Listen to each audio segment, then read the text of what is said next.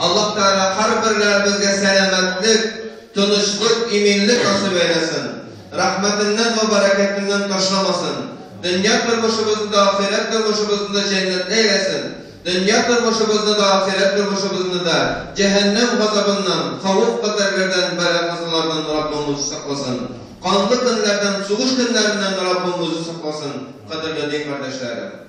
Allah Subhanahu ve Teala bizge ushbu jirisine kilu nimeti bilen bizni bo'lakladi. Ushbu jirisine kilu nimeti bilen bo'lakladidan boshqa bizni kishilar va jinlar ettirib yaratdi. Bizni qushlar, hayvonlar yoki biror nindi bo'lsa da boshqa joniyalar ettirib yaratmadi. Bizni kishilar va jinlar ettirib yaratdi.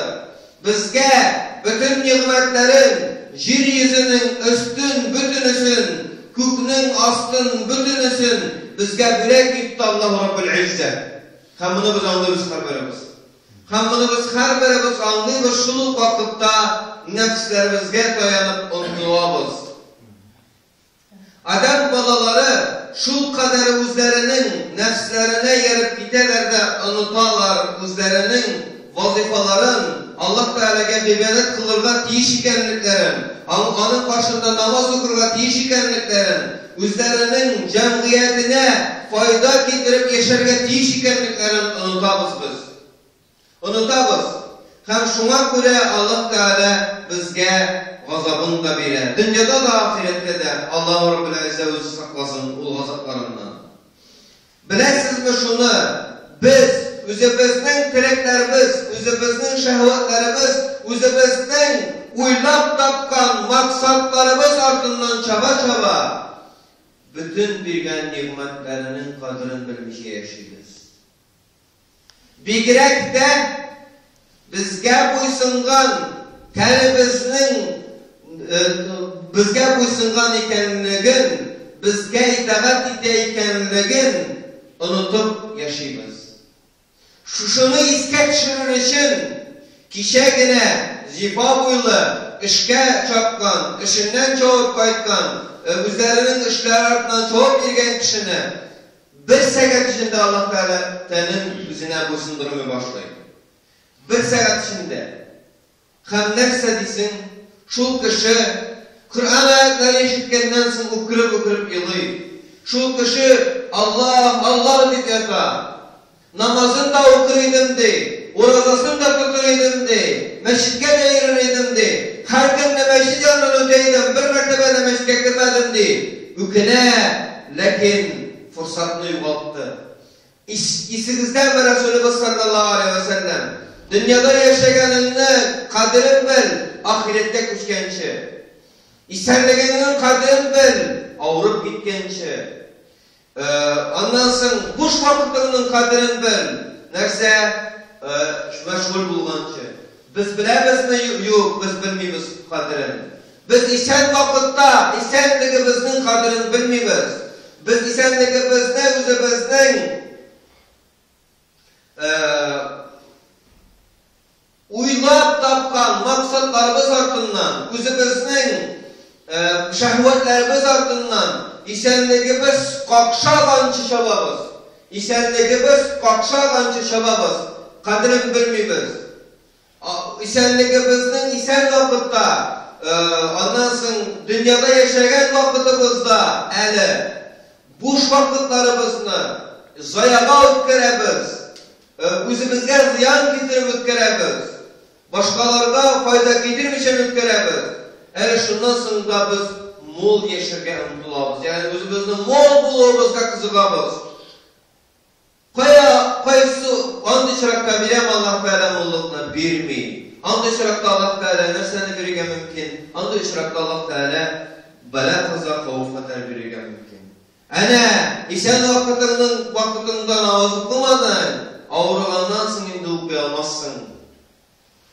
Bo'sh vaqtida din yolunda hizmet edip vermedin. Menen sana şıgıl. Nerse neydi olsa da bela kaza şu bela kazadan çıkıp şu şıgılın bulsun diye. Bire de bu ya. Ondan sonra kim jite ölürge jittekin. Ölgenden sonra bir nesede hazırlanmagan. Kadirli kardeşlerim, isenligimizning, dünyada yaşayışımızın kadirini bilik. Kadirini bilik. Dünyada bir az yaşayız. 100 yıl yaşasak da mengelik başında yok ol. Şul az turmuşumuzda onun kadirini bilik. Küpleri kadirini bilesin mi degende bilem de, nişlesin de. Rahatlanıp yol etem de. Rahatlanıp özümün tileklerim altından yerim de. Ferenli için, digenli için. Mena şulay bir kızık, mena şulay bir kızık de. Kadirini bilemeyip onlarsa ol fırsatını kullanı, dürüst yapma kullanı. Başkalarına fayda getiru, gıybet kılı, hem de ilim alığa vakitini koyu. Mene ol dürüst kullanı. Mene ol kadirini bilu, dostlarım. Bizge şu birilgen isenligimizin kadirini bilirge gerek. Birilgen isenligimizin kadirini bilirge gerek. Mene her birimizin bukval revuştayken, her birimizin teni üzerine Allah tarafından bukval revuşta buysundurulgan. Nerseni buysundurdu? Nerseni bizden özümüzge buysundurdu? Şuşu eybirlerimizni kokşatıp bitirdiğinde. Şuşular kokşap bitkenden sındına yürek kokşu başlaydı. Yürekni buysundurgan bulsa bizge, biz etle koycan indi yürekni kullanıp şehvetler tapkan bulur idik. Şehvetlerimiz altından yerip onu en birinci tuzdurup bitirgen bulur idik. Eğer de bizge öfkelerimizni bizge buysundurgan bulsa, kullarımızı buysundurgan kibik, ayaklarımızı buysundurgan kibik, öfkelerimizni buysundurgan bulsa, bizden öfkelerimizni de kullanıp biz şehvet yolları tapıp şu şehvetlerimiz altından yerip bütün öfkelerimizni halak etken bulur idik. Hele buysundurmasa da halak etip ülgüremiz. Yüreğimizni de, öfkelerimizni de.